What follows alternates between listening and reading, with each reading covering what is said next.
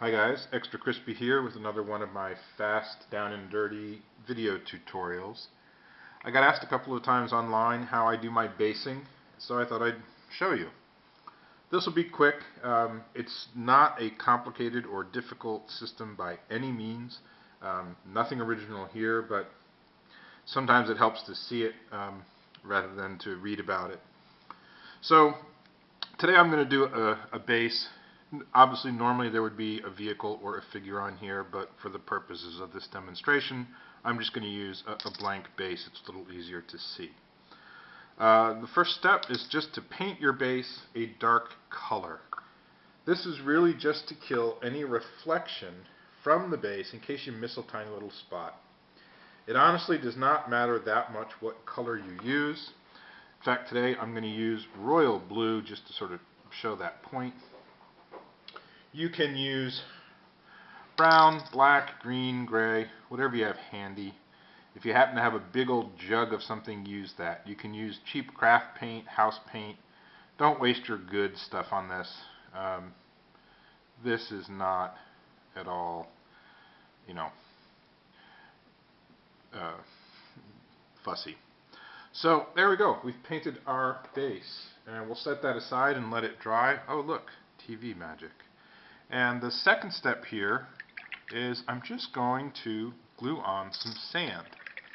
And the sand I use, you can see here, is just that. It's sand. You can buy craft sand. I sell it in my shop at scalecreep.com. Look for the links underneath. But I'm just going to glue a coat of this to my base using good old thinned white glue. Again, just using a nice big brush here, and we'll just glop it on. Now again, you would go around the base of your figure or your tank or what have you. I'm just again using a disc here. So I've got a nice thick coat of glue. The glue that I use, it's the ordinary, cheap white glue that you buy in your Mega Mart or office supply store. I thin it about half and half. I keep a jar here, you can see. It's an old jelly jar. I use it all the time, so I just mix up a jar. It does not need to be super precise in terms of the 50-50 mix. But there we go. This mix, by the way, in addition to the sand, I add in a little of the railroad ballast that you probably own. So I've got sort of a mix of textures. So this, again, we're going to put aside to dry. Generally, when I'm basing, I do each step in a day and come back the next day to do the next step. Here we now have a nice dry one. So I'll do all my dark paint, then I'll do all my glue, then I'll do the next step, which is to give this a brown ink wash. So I've got an old empty paint jar here, and again, I just added some ink and some water. This is, I don't know,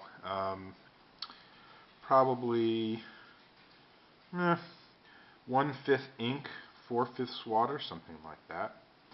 And you can see I'm using a big old cheap brush. That's another thing. Use a cheap brush for this. And I just layered it on. The sand kind of draws it with capillary action.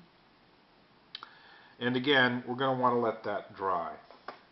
You're going to want to let that dry quite a while. As you do this, one of the things is the white glue holding all this stuff together is water soluble. So if you try to do it in a rush, you'll find the sand starts to pull away from the base and it makes a terrible mess.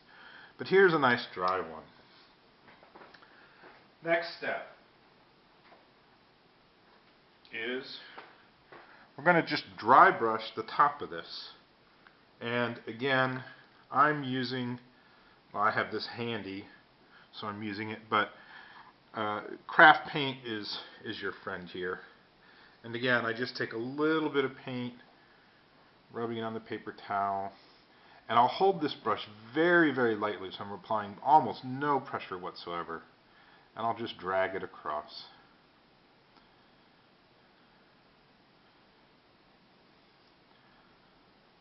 I really enjoy this process. It's very mindless. It's a perfect thing to do in front of the TV or while watching a movie, especially a movie you've seen 100 times where you sort of know exactly what's going on. I find it very particularly relaxing.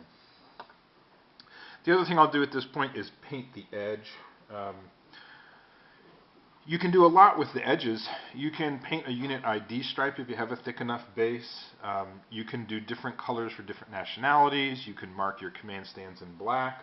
There's a lot of things you can do with your basing from an informational perspective. Here now is one that's dry, and we're going to do the last two things. Well, really the last step. Next up, your ground cover. I'm using Green Turf. This is a Woodland Scenics product. I like it. It's got a mix of colors, a little green, a little yellow. And we're back to our jelly jar of thin white glue.